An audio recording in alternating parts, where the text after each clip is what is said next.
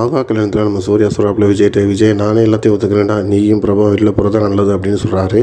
அதுக்கு விஜய் நான் செய்யாத தப்பு ஏன்னா நீங்கள் அதை தப்பாக பண்ணுறீங்க அப்படின்னு சொல்லும்போது, வேறு வழி இல்லைடா, பிரபா உள்ளே இருக்கிறது அவ்வளோ நல்லா இருக்காது. ஏன் அப்படின்னு கேட்டேன்னா, இந்த கல்யாணத்தை நிப்பாட்டுறதுக்கு நானும் ஒரு மெயின் காரணமாயிட்டேன், அதனால தான் நீ அவங்களுக்கு தலை கட்டுற மாதிரி ஆகிப்போச்சு அப்படின்னு சொல்கிறாப்புல.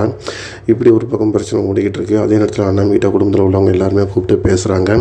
அதுக்கு அவங்க என்ன சொல்கிறாங்கன்னா, ஒன்றும் பிரச்சனை இல்லை, பிரபா அவங்க வீட்டுக்கு அப்படியே அனுப்பிச்சி விட்டிங்கன்னா ஒன்றும் பிரச்சனை இல்லை, நானும் கேஸாக வாபஸ் வாங்கிறேன், எனக்கு விஜய் வர்றது தான் முக்கியம் அப்படின்ற மாதிரி சொல்கிறாங்க.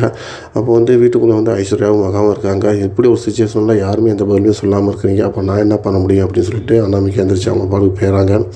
அதே நேரத்தில் பார்த்திங்கன்னா, நம்ம ராஜலட்சுமி பார்த்திங்கன்னா ஆஸ்பத்திரியில் முடியாமல் இருக்கிறத பார்த்துட்டு மகன் என்ன சொல்கிறாங்க பார்த்திங்கன்னா, அத்தையை குணப்படுத்தணும், சூர்யா வந்தால் தான் அவங்க கண்டிப்பாக குணமாங்க, அதுக்கான நடவடிக்கை நம்ம எடுத்தே ஆகணும் அப்படின்னு சொல்லி நம்ம சூர்யாவோட ஃப்ரெண்டுகிட்ட அவங்க பேசிகிட்டு இருக்காங்க. இப்படி ஆளாளுக்கு ஒவ்வொரு பிரச்சனை மாட்டிகிட்டு இருக்கும்போது இதில் எப்படி அவங்க தப்பிக்கிறாங்க அப்படிங்கிறத நம்ம அடுத்த எபிசோடில் பார்க்கலாம். தொடர்ந்து பாருங்கள், லைக் பண்ணுங்கள், ஷேர் பண்ணுங்கள், சப்ஸ்கிரைப் பண்ணுங்கள்.